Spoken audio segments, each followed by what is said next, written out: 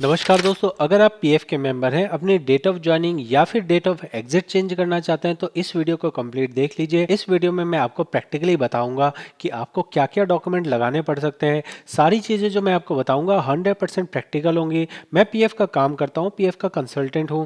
आप ध्यान से मेरी वीडियो को देख लीजिएगा, वरना आप भटकते रहेंगे, चार चक्कर लगाओगे तब भी काम नहीं होगा।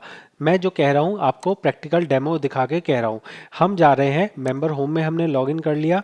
अगर आप मेंबर होम में लॉगिन नहीं कर पा रहे हैं, उसके बाद आप ऑफलाइन ही जाके करेक्शन कराना चाहते हैं, तो भी आप वीडियो देख लीजिएगा, क्योंकि मैं इसमें जो डॉक्यूमेंट जो डिटेल्स डिस्कस करने वाला हूँ वो आपके केस में भी अप्लाई होगा। तो हम यहाँ पे कहाँ जा रहे हैं, मैनेज में जाना है, बेसिक डिटेल में नहीं जाना है, ज्वाइंट डिक्लेरेशन फॉर्म में जाना है। अब मान लीजिए कि आपकी एक आईडी है जिसकी आपको डेट ऑफ ज्वाइनिंग ठीक करानी है या फिर डेट ऑफ एग्जिट ठीक करानी है, तो आपको क्या करना होगा, आपको सबसे पहले गेट डिटेल करना है। गेट डिटेल करने पे आपके पास दो ऑप्शन आते हैं। एक आता है कि आप बेसिक डिटेल जो प्रोफाइल डिटेल होती है वो अपडेट करेंगे, और दूसरा होता है सर्विस डिटेल अपडेट करना। यहाँ सर्विस डिटेल अपडेट करना आपका आज का टारगेट है। आज के टारगेट में जो सर्विस डिटेल अपडेट कर रहे हैं आप, वहाँ पे आपके पास अलग अलग ऑप्शन आ रहे हैं। कौन कौन से ऑप्शन है आपके पास, पीएफ की डेट ऑफ ज्वाइनिंग, पीएफ की date of leaving, reason of leaving, EPS की डेट ऑफ ज्वाइनिंग, ईपीएस की डेट ऑफ लिविंग, और ईपीएस की एग्जिट का रीजन आ रहा है। सारे ऑप्शंस आपको नज़र आ रहे हैं।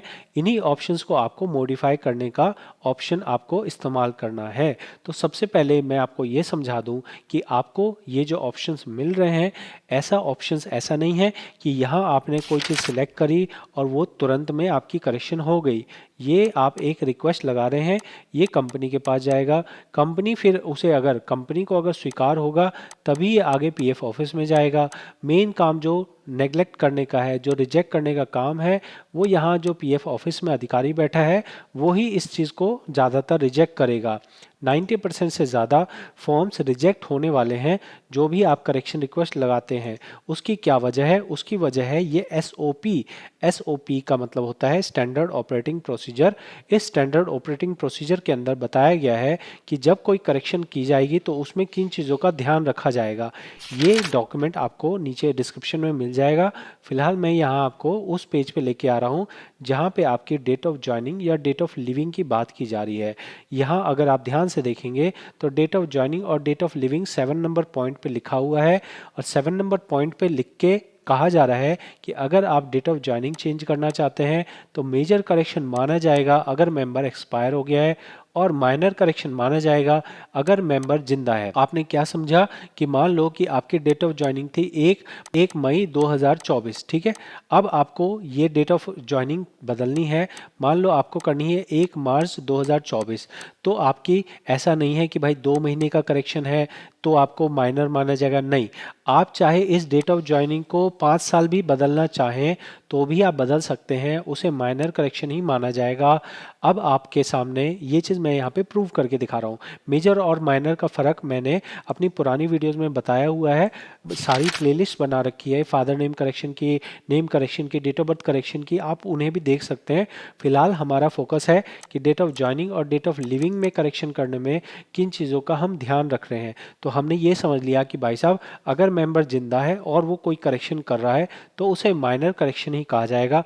अब हमें यह समझना है कि भाई साहब, अगर करेक्शन की जा रही है तो हमें कोई ना कोई डॉक्यूमेंट लगाने हैं विद एविडेंस, मतलब एविडेंस के तौर पे कुछ डॉक्यूमेंट लगाने हैं। वो एविडेंस क्या है, उस एविडेंस के बारे में इसी डॉक्यूमेंट के अंदर लिखा गया है। हम उन एविडेंसेस को देखते हैं और हमें वो एविडेंस अरेंज करने पड़ेंगे। यहाँ आपके पास यहाँ पे पेज नंबर कौन सा है, हमारा पेज नंबर 23 है। पेज नंबर 23 के अंदर में हमें बता रखा है कि अगर आपको डेट ऑफ ज्वाइनिंग चेंज करनी है तो आपको क्या लगाना है। आप ध्यान से देखेंगे तो यहाँ जो चीज़ें हैं वो ज़्यादातर चीज़ें आपके हाथ में नहीं है, ये ज़्यादातर चीज़ें आपकी कंपनी के पास होती हैं। कंपनी की कॉपरेशन के बिना आप अपनी डेट ऑफ ज्वाइनिंग और डेट ऑफ एग्जिट चेंज नहीं करा सकते हैं। मैं आपको यहाँ जो कह रहा हूँ विद एविडेंस कह रहा हूँ। अगर आप कोई फर्जी वीडियो देखेंगे तो वहाँ आपको कोई भी ज्ञान बताया जा सकता है, कंप्लेन लगा दो, ये कर दो, वो कर दो, लेकिन जो एक्चुअल में फैक्ट है, जो कानून कहता है, वो मैं आपको बता रहा हूँ। कहा जा रहा है कि अगर डेट ऑफ ज्वाइनिंग बदलनी है तो एम्प्लॉय का रजिस्टर चाहिए, अटेंडेंस रजिस्टर चाहिए, आपका अपॉइंटमेंट लेटर भी चल सकता है अंडर द एनी सेंट्रल और स्टेट लेबर एक्ट, मतलब कि प्रॉपर तरीके से आपके पास कोई अपॉइंटमेंट लेटर हो जहाँ पे आपकी लेटर के अंदर डेट ऑफ ज्वाइनिंग मेंशन की गई हो, तो आप उस लेटर के बेस पे अपना डेट ऑफ ज्वाइनिंग ठीक करा सकते हैं। उसके बाद कहता है letter of establishment, letter head पे क्लियरली बताया जा रहा हो कि डेट ऑफ ज्वाइनिंग और duly stamp by employ authorise signatory supported by ECR of employ during the set period. मतलब है कि जो आप पीरियड कह रहे हो ना, उस पीरियड का आपके पास सपोर्टिंग के तौर पे ईसीआर भी होना चाहिए। अगर आप कह रहे हो कि आपकी जो ज्वाइनिंग है वो 1 मई नहीं है, 1 मार्च है, तो ऐसा नहीं है कि हम बस आपने कह दिया मान लिया ना, इसमें आपका 1 मार्च से पैसा भी जमा होना चाहिए। ईसीआर, ईसीआर मतलब कि जो आपके मंथली पैसे जमा किए जाते हैं पीएफ के, उन डॉक्यूमेंट्स को बेस लेकर ही आपकी करेक्शन की जाएगी। अगर आपकी पीएफ आपका जमा नहीं किया गया है तो इस शर्त पे आपका ईसीआर के बिना ये करेक्शन होना मुश्किल है। ईसीआर जो होता है ना, ऐसा नहीं है कि आप बैंक जाकर ईसीआर जमा कर सकते हो, ईसीआर बैंक जाके जमा नहीं किया जा सकता है। तो आप अनजेन्युइन अगर कोई होगा करेक्शन आप नहीं कर पाओगे। आप चाहें तो ये जो डॉक्यूमेंट है 1 नंबर, 2 नंबर, 3 नंबर, इसको लगा के ट्राई कर सकते हो, क्योंकि ईसीआर अगर भर दिया गया वो तो भर दिया गया, उसको बदला नहीं जा सकता। मैं यहाँ पे अगला पॉइंट कह रहा हूँ कि अगर लिविंग चेंज करनी है, लिविंग चेंज करने में क्या होता है, लिविंग चेंज करने में यहाँ पे है रेजिग्नेशन लेटर, एक्सपीरियंस सर्टिफिकेट हो गया। अगर मान लो कि किसी कानून के अंदर में आपको एक्सपीरियंस सर्टिफिकेट मिला है, वेजेस स्लिप, या फिर अगला क्या है, अगला वही पॉइंट है जो पिछले वाले पॉइंट में था कि आपको जो है कंपनी एक लेटर बना के दे रही है और जो लेटर के बारे में बात कही जा रही है वो एम्प्लॉयर अपना साइन वाइन करके दे रहा है और क्लियरली बता रहा है कि letter head clearly stating that date of joining and duly sign by employer. यहाँ डेट ऑफ ज्वाइनिंग लिखा है जबकि यहाँ डेट ऑफ एग्जिट होना चाहिए, क्योंकि यहाँ हम एग्जिट की करेक्शन की बात कर रहे हैं। ठीक है, तो आपको मैंने दिखाया कि आपको क्या डिटेल्स देनी है। अब ये जो डिटेल्स हैं ये आपको कंपनी के हेल्प के बिना नहीं मिलेंगी। यहाँ पे रीजन ऑफ लिविंग के बारे में भी कहा जा रहा है। अगर मान लो रीजन ऑफ लिविंग गलत डला हुआ है तो वो आप ठीक करा सकते हैं। आप मैंने आपको डॉक्यूमेंट बता दिया, आपको बता दिया बिना एम्प्लॉयर के नहीं हो सकता है। अब मैं आपको बता रहा हूँ कि ये प्रैक्टिकल चीज़ें कैसे की जाती हैं।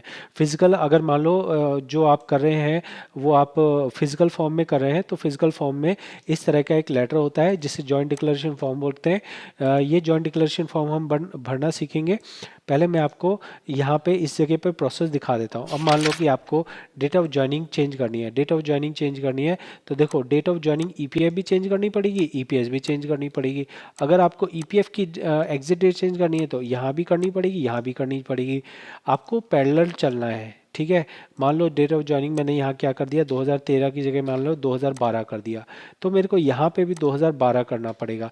ऐसा नहीं है कि ज्वाइनिंग मैं पीएफ के लिए अलग ज्वाइनिंग कर रहा हूँ, ईपीएस के लिए अलग ज्वाइनिंग कर रहा हूँ, नहीं, ऐसा नहीं होगा। अगर मैं एग्जिट डेट को बदलना चाहूँ, मान लो कि यहाँ जुलाई है, मैं यहाँ पे जून कर देता हूँ, और फिर मान लो कि यहाँ पे इसे भी मेरे को बदलना पड़ेगा, यहाँ पे मैं जून कर देता हूँ। ठीक है, रीज़न मेरा ठीक है। उसके बाद मैं आई एग्री कर रहा हूँ, आई एग्री करके प्रोसीड कर रहा हूँ। प्रोसीड करने पे यहाँ पे मेरे को एक एरर दिखा रहा है कि भाई साहब यहाँ पे आपने ये नॉट अवेलेबल था, इसको आपने सिलेक्ट नहीं किया। तो अगर कोई चीज़ मिसिंग होगी, नॉट अवेलेबल होगा, तो वो आपको ठीक करना पड़ेगा। यहाँ पे कह रहा है enter valid date of leaving EPF, तो यहाँ पे शायद 30 जून होता है, तो इसलिए यहाँ पे ऐसा आ रहा है। तो हम यहाँ पे क्या करते हैं, हम यहाँ पे 30 जून लिख देते हैं। ठीक है, तो हमने यहाँ पे 31 जून लिख दिया था, इसलिए ये एरर दिखा रहा था, तो अब हमने यहाँ 30 जून कर दिया। अब हम यहाँ पे एग्री कर देते हैं, प्रोसीड कर देते हैं। प्रोसीड करने पे हमें यहाँ पे देख लीजिए कि यहाँ पे हमें बहुत सारे डॉक्यूमेंट अपलोड करने के लिए कह रहा है, अलग अलग चीज़ के अलग अलग डॉक्यूमेंट कह रहा है।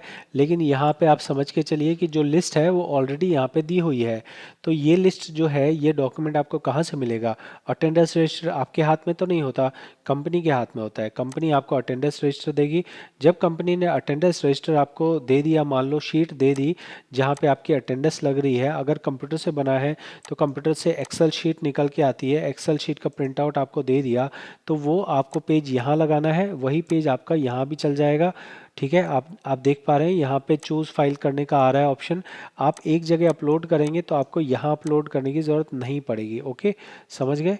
अगला पॉइंट है आपका, मान लो आपने एक जगह अटेंडेंस रजिस्टर लगा दिया, दूसरी जगह आपको अपॉइंटमेंट लेटर लगाना है, और तीसरी जगह आपको और तीसरा जो डॉक्यूमेंट होगा वो लगा लेना है। आप कोशिश कीजिएगा कि जो लेटर वाला पार्ट है वो उससे हो जाए। ये जो ऑप्शन है ना, ये ज़्यादातर लोग 99% लोग किसके लिए करेंगे, 99% लोग इसे करेंगे सर्विस ओवरलैप के लिए। तो भाई मेरे, ये मैं आपको बता दूं कि सर्विस ओवरलैप हो या फिर और कोई रीज़न हो, बिना कंपनी के कॉर्पोरेशन के ये काम नहीं हो सकता है। तो इस चीज़ को आप ऐसा मत सोचिएगा कि आपने कोई रिक्वेस्ट लगा दी तो किसी तरह का कोई जादू हो जाएगा। आपको प्रॉपर डॉक्यूमेंट आप लगाएंगे तभी जाके आपका ये करेक्शन होगा। और अगर आप फिजिकल फॉर्म में इसे करवाना चाहें तो ये क्या ऑप्शन है मैं आपको समझा देता हूँ भर के। इसमें आप अपना नाम भरेंगे, अपना यूएन नंबर भरेंगे, अपना मेंबर आईडी भरेंगे, अपना आधार कार्ड भरेंगे, कंपनी का नाम भरेंगे। उसके बाद क्या करना है, उसके बाद आप नीचे आ जाएंगे। नीचे आपको सारी डिटेल जो मान लो कि आपकी सारी डिटेल सही है तो आप क्या करोगे, सिर्फ आप अपना आधार नंबर, अपना नाम और अपना डेट ऑफ बर्थ भर देना, बाकी कुछ मत भरना। यहाँ सब फालतू कुछ मत भरना। Date of joining, date of leaving अगर बदलनी है तो यहाँ आप कर दीजिएगा। अगर नॉट अवेलेबल है तो नॉट अवेलेबल लिख दीजिएगा, और यहाँ पे जो आपकी एग्जैक्ट है वो आप एग्जैक्ट लिख दीजिएगा। उसके बाद नीचे आएंगे, यहाँ पे कंपनी के मालिक का नाम, कंपनी मतलब जो पर्सन ऑथराइज होगा। मान लो कि कंपनी तो अंबानी की है, अब अंबानी थोड़े आपके फॉर्म पे साइन करेगा, उसने मैनेजर बना रखा होगा, मैनेजर साइन करेगा। मैनेजर अपना फादर नेम यहाँ पे मेंशन करेगा, मैनेजर लिखेगा कि उसने क्या क्या डॉक्यूमेंट आपके लगाए हैं। उसके बाद ये सेकंड पेज पे आ जाएंगे। सेकंड पेज पे आके पे लिखा जाएगा मेंबर का नाम। मान लो मेरा नाम है, मेरा नाम हो गया, फिर यहाँ मैनेजर का नाम हो गया, फिर यहाँ मैनेजर साइन कर देगा और यहाँ पे मेंबर बिना मोहर के साइन कर देगा। ठीक है, जो जो डॉक्यूमेंट लगाए जा रहे हैं उसकी फोटोकॉपी लगाई जाएगी, उस पर मोहर और सिग्नेचर किए जाएंगे। इस तरह से करके आपको प्रोसेस करना है, तब जाके आपका ये काम होगा। जो मैंने आपको कहा है ना भाई, ये आप कोशिश कर लेना, और कहीं इंटरनेट पे आपको मिल जाए, नहीं मिल पाएगा, क्योंकि ये चीज़ जो है जो काम करेंगे उन्हीं को पता है। ठीक है, अगर आपको अच्छा लगा हो तो आप इस वीडियो को फैला सकते हैं, उसके लिए आप सब्सक्राइब कर सकते हैं और शेयर कर सकते हैं, लाइक कमेंट कर सकते हैं। ठीक है, और पर्सनल कंसल्टेशन चाहिए हो तो पर्सनल कंसल्टेशन की भी सुविधा उपलब्ध है। अगर आप क्लास में सीखना चाहें, मैं जो यहाँ बता रहा हूँ यूट्यूब पे बता रहा हूँ, लेकिन मुझे यहाँ 1 लाख लोगों को ट्रेनिंग देनी है, ताकि जो मैं सीख चुका हूँ वो और लोग भी सीख सकें, और लोगों भी सही तरीके से आप लोगों का काम कर सकें, मदद कर सकें। तो इसके लिए आप कोर्स ज्वाइन कर सकते हैं। मैं मिलता हूँ अगले वीडियो में। बहुत बहुत धन्यवाद।